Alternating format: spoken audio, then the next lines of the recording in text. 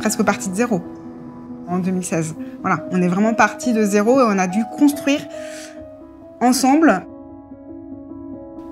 Travailler sur le Grand Paris Express, une vraie fierté, parce que c'est un projet qui marquera le territoire, un projet unique pour le territoire francilien, projet unique à l'échelle européenne, même mondiale, donc vraie fierté d'y avoir travaillé.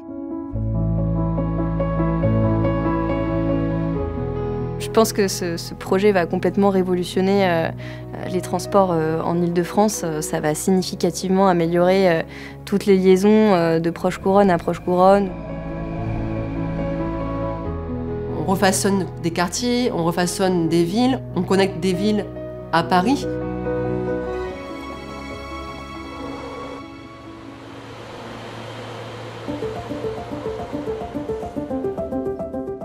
On a fait des gares et non pas des stations de métro, donc des bâtiments qui ont aussi vocation à induire une transformation urbaine.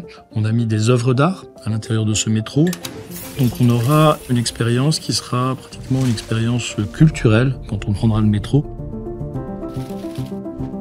Ça nous a obligés aussi à augmenter nos standards de qualité qui étaient déjà hauts, notamment les enjeux environnementaux.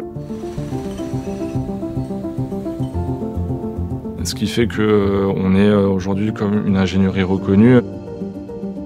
J'avais l'impression qu'à chaque fois on innovait et qu'en réunion de chantier, les ingénieurs, les équipes projet essayaient de trouver une solution pour répondre à une problématique qui n'avait jamais eu lieu.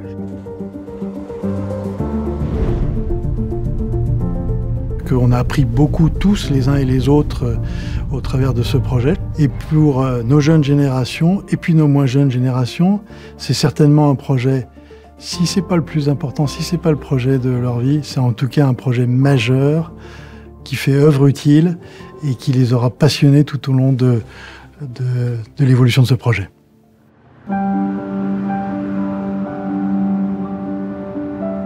Et je pense qu'on ressort tous une certaine fierté, une espèce de fraternité, d'armes. Il y avait un intérêt commun auquel tout le monde voulait participer. Et puis être capable d'avoir les hommes, parce que la richesse, la vraie richesse, c'est les hommes, c'est pas forcément les machines.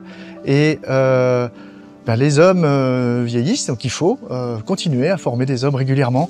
Il y a plein de gens qui savent faire maintenant des métros, chacun dans leur métier. Maintenant, il faut l'entretenir. L'avantage aussi de ce métier-là, c'est que je pense que mon métier aujourd'hui, en 2025, c'est plus du tout le même que celui que je faisais en 2019, où j'étais juste dans la phase études. Donc c'est extrêmement enrichissant.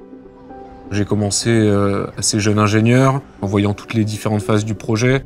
C'était extrêmement formateur. Je pense que c'est une opportunité que j'aurais pas eue sur un autre projet plus petit. J'ai énormément grandi, appris. J'ai pu apprendre côté travaux, beaucoup de techniques travaux et des ouvrages très impressionnants, aussi bien les gares que les ouvrages. C'est un projet d'envergure que j'aurais jamais imaginé pouvoir faire dans ma vie. En fait, je revis vraiment la naissance jusqu'à la maturité de ces projets. Et un jour, je prendrai la ligne 15, je passerai par la gare que j'ai réalisée. Je dis, voilà, ça c'est mon travail.